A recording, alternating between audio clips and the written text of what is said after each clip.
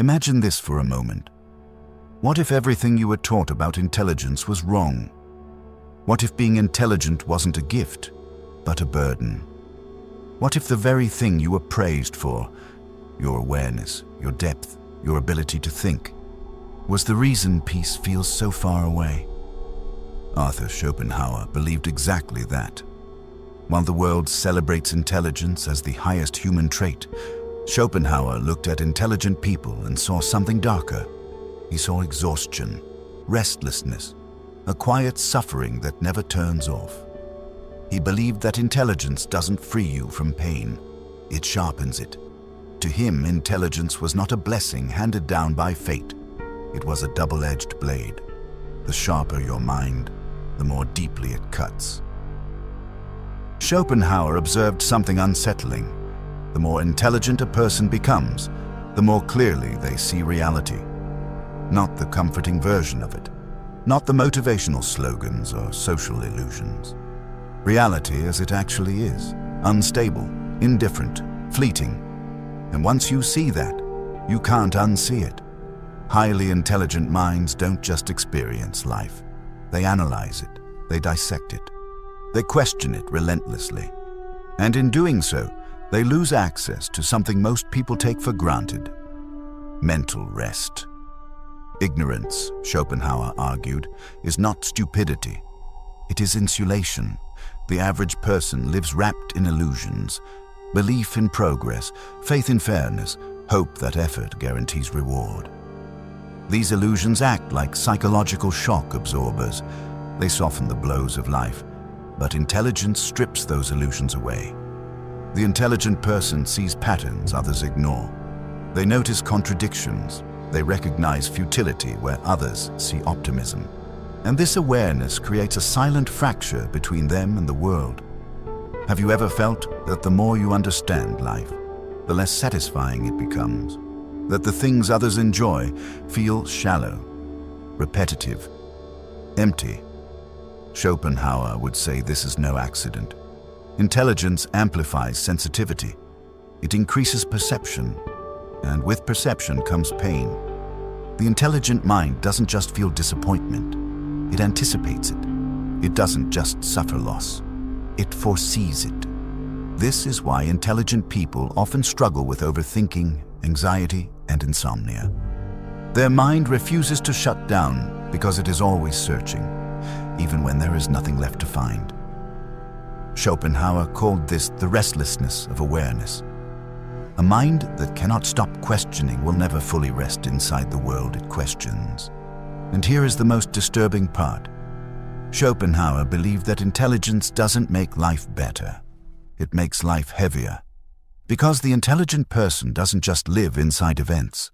They live inside meaning, inside implications, inside consequences.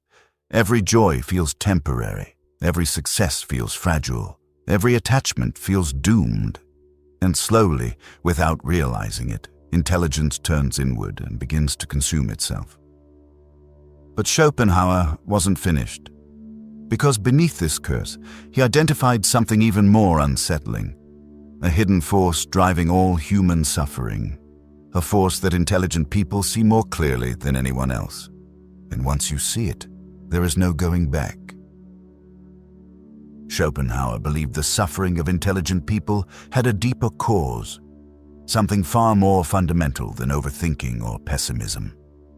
He called it the will, not free will, not motivation, but a blind, relentless force embedded in all living things. The will is the engine behind desire. It is the impulse that pushes you to want, to strive, to compete, to survive, to reproduce endlessly. It doesn't care whether you're happy. It only cares that you keep wanting. According to Schopenhauer, every human life is ruled by this force. Most people never notice it. They live inside its commands without question. Desire follows desire.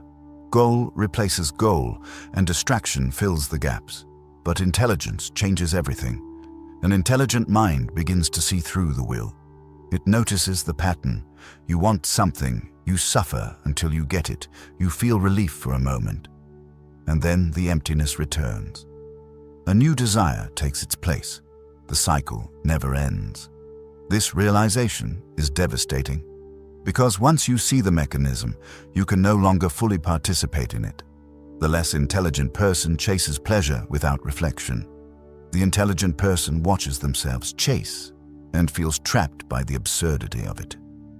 This is where isolation begins. Schopenhauer believed intelligent people feel like outsiders, not because they are arrogant, but because they are disillusioned. They see that much of human behavior is driven by unconscious impulses: status, validation, fear, desire, masquerading as meaning. Conversations feel hollow. Ambitions feel theatrical. Social rituals feel scripted. You start to feel like an observer, trapped among actors who don't realize they're on a stage. And this creates a unique loneliness. Not the loneliness of being alone, but the loneliness of being awake in a world that prefers sleep. The will doesn't like to be exposed, and when intelligence exposes it, the mind turns against itself. You still feel desire, but you no longer believe in it. You still chase, but you know the chase leads nowhere. This inner conflict is brutal.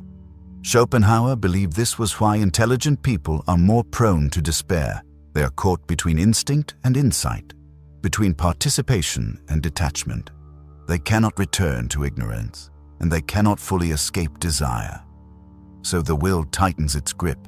You feel restless even in comfort, unsatisfied even in success, exhausted even in stillness. The mind keeps asking questions that have no satisfying answers. Why strive if nothing lasts? Why attach if everything fades? Why desire if desire itself is suffering? And here is the cruel irony. The clearer you see the will, the less power it has over you. But the more meaningless the world begins to feel. Schopenhauer didn't offer optimism here. He offered honesty. Intelligence does not save you from suffering. It reveals why suffering exists.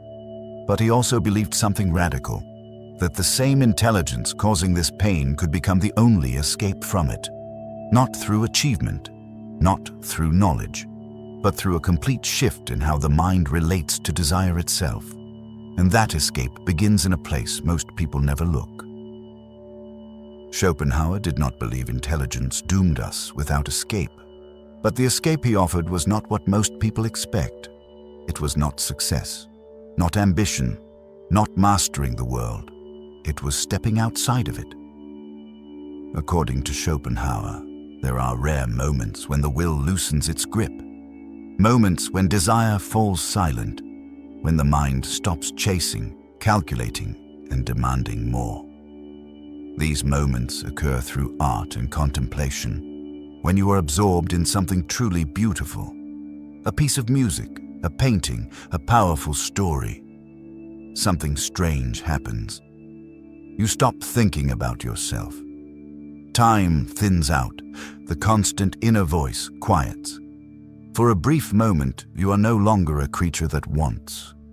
You are simply a witness. Schopenhauer believed this state was profoundly important. In art, the mind is freed from practical concerns, personal ambition, and survival instincts. You're not asking, "What does this do for me?" or "How can I use this?" You are simply perceiving. This is why Schopenhauer considered music the highest art. Unlike painting or literature, music does not represent objects or ideas. It bypasses language entirely. It speaks directly to something beneath thought, to something older than reason. Music, he believed, expresses the will itself, but without demanding anything from you in return. That is why music can move you to tears without explanation. Why it can calm you without solving anything. Why it can make suffering feel bearable. In those moments, the will is still present, but it is no longer commanding you. You are no longer trapped inside desire. You're hovering above it. This is why intelligent people are often drawn to art, philosophy, solitude, and reflection. Not out of pretension, but out of necessity. Their minds need spaces where the will cannot dominate. But Schopenhauer warned of something important. These moments are temporary. Art does not destroy the will, it suspends it. Eventually, desire returns, hunger returns, anxiety returns, the mind re-enters the cycle, and yet these moments matter, because they prove something critical, that freedom is possible, even if only briefly. Schopenhauer believed these experiences train the mind to detach, to observe without grasping, to exist without constantly wanting. Over time, this changes how intelligence functions. Instead of feeding desire, intelligence begins to witness it. Instead of amplifying suffering, awareness creates distance. This is the turning point. Intelligence no longer serves the will. It begins to loosen it, and this leads to a dangerous realization. If desire is the source of suffering, and detachment weakens desire, then perhaps the highest form of intelligence is not thinking more, but wanting less. Schopenhauer understood how radical this sounded. A world built on striving cannot tolerate the idea of stepping back. Society praises hunger, ambition, and restlessness, but Schopenhauer saw through it. The more you chase life, the more life escapes you. The more you cling, the more you suffer. So he pointed toward a quieter path, one where intelligence is no longer a curse, but a tool for transcendence. But this path comes with a cost, because once you begin detaching from desire, you also detach from many things that once defined you, your ambitions, your identity, even your sense of self. And that raises the most unsettling question of all. If you are not your desires, then who are you? Schopenhauer knew that detachment frightened people, because detachment sounds like withdrawal, like indifference, like giving up on life. But that was never what he meant. True detachment, according to Schopenhauer, is not turning away from the world, it is engaging with it without being consumed by it. Most suffering comes not from events themselves, but from how tightly we cling to outcomes. We cling to success, to identity, to validation, to control. And intelligence, when misused, tightens this grip even further. The mind starts demanding explanations for everything. Guarantees, certainty, meaning that never collapses. Schopenhauer argued that this demand is the real trap. The world does not owe you clarity. Life does not promise fairness. Existence does not arrange itself around your understanding. Once you accept this, something inside you loosens. Detachment begins with awareness, watching desire arise without obeying it, not suppressing it, not moralizing it, simply observing it, like a wave rising and falling on its own. This practice slowly quiets the will. But Schopenhauer went further. He believed that once you see your own suffering clearly, something unexpected happens. Compassion emerges. Not sentimental kindness, not moral superiority, but recognition. When you understand that all beings are driven by the same blind will, the same hunger, fear, and dissatisfaction, separation begins to dissolve. You stop seeing others as obstacles or competitors. You see them as fellow prisoners of the same force. This is why Schopenhauer believed compassion was the highest ethical response. It is not based on rules, it is based on understanding. And here is the paradox. Intelligence often isolates you, but compassion reconnects you. When you act with compassion, not because you must, but because you recognize yourself in others, intelligence stops turning inward and poisoning the mind. It begins to open outward. This leads to Schopenhauer's most controversial idea, renunciation. Renunciation does not mean abandoning the world or rejecting life. It means loosening your identification with desire and ego, no longer defining yourself by what you want, what you achieve, or how you are perceived. The ego is the loudest servant of the will, and the quieter it becomes, the freer you feel. Schopenhauer was deeply influenced by Eastern philosophy, especially Buddhism. He believed that the self we protect so fiercely is not solid. It is a construction built from craving, fear, and habit. When this illusion softens, suffering loses its anchor. You still live, you still act, you still care. But you're no longer chained to outcomes. Imagine holding something fragile in your hand. Grip it too tightly and you destroy it. Hold it lightly and you can appreciate it fully. This is Schopenhauer's detachment. Not coldness, clarity, not withdrawal, balance. And slowly, intelligence transforms. It no longer serves obsession. It no longer fuels despair. It becomes quiet, observant, humane. But one question remains. If intelligence is no longer used to conquer, to chase, or to prove, then what is it for? The answer lies in the final shift Schopenhauer believed few ever reach. A state not of happiness, but of peace. Schopenhauer never promised happiness. He promised something rarer, peace. After stripping away illusions, exposing desire, quieting the will, and loosening the ego, what remains is not emptiness, but clarity. A calm awareness that no longer fights life as it is. This is where intelligence stops being a curse. Because the problem was never intelligence itself. The problem was using intelligence to serve desire. Most people sharpen their minds to get more status, more certainty, more control. And when intelligence is tied to wanting, it becomes a weapon turned inward. Schopenhauer believed true intelligence matures when it learns to stop demanding. When you accept that life contains suffering, you stop being shocked by it. When you accept impermanence, loss no longer feels like betrayal. When you accept uncertainty, the mind finally rests. This is not resignation, it is alignment. You stop asking life to justify itself to you, and in doing so, you regain access to simple things. Quiet mornings, honest conversations, beauty without ownership, meaning without explanation. This is why Schopenhauer emphasized balance. Life is light and shadow, joy and pain, desire and loss. The mistake is trying to eliminate one side. Wisdom lies in holding both without illusion. Detachment, in its final form, is not distance from life. It is intimacy without possession. You engage fully, but you do not cling. You care deeply, but you do not collapse when things change. This is why compassion becomes natural at this stage. You no longer see yourself as separate. You recognize the same suffering in everyone. And instead of withdrawing in bitterness, intelligence softens into understanding. This is Schopenhauer's quiet victory.